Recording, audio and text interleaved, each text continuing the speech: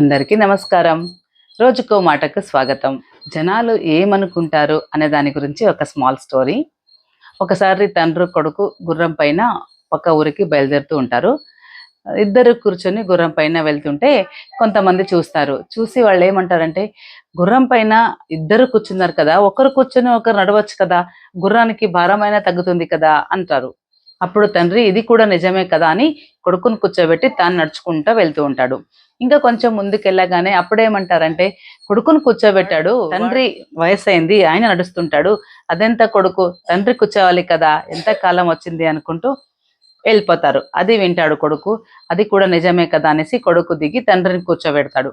మరి కొంచెం ముందుకెళ్తుంటాడు. కొంతమంది వస్తుంటారు. వాళ్ళేమంటారంటే, కొడుకు చిన్న పిల్లోడు, వాడు నడుస్తున్నాడు, తండ్రి కూర్చున్నాడు, ఎంత కాలం వచ్చింది చూడు అని అంటారు.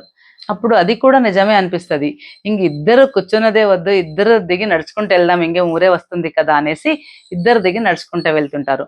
అప్పుడు కూడా కొంతమంది వస్తూ ఉంటారు. వాళ్ళేమంటారంటే, చూడు గుర్రం వెళ్ళిపోతుంది, ఇద్దరు ఉన్నారు, ఎవరైనా ఒకరు కూర్చోవచ్చు కదా, దాన్ని ఊరికే నడుచుకుంటూ వీళ్ళు నడుచుకుంటూ వెళ్తున్నారు, ఏం కాలమప్ప ఇది అంటారు. నిజమే కదా ఫ్రెండ్స్. మేమైనా ఏదైనా పని చేయాలంటే వాళ్ళు ఏదో ఒకటి అంటూనే ఉంటారు. అదంతా నిజమే కదా అని అనుకుంటే మా మా చేసే పని ఏది కూడా ముందుకెళ్ళదు కదా. మనకి మంచిగా అనిపిస్తే, బాగా అనిపిస్తే చేయాలని చెప్తూ ఈ రోజు మాట ముగిస్తున్నాను. మరో మాటతో కలుసుకుంటాను. అంతవరకు నమస్కారం.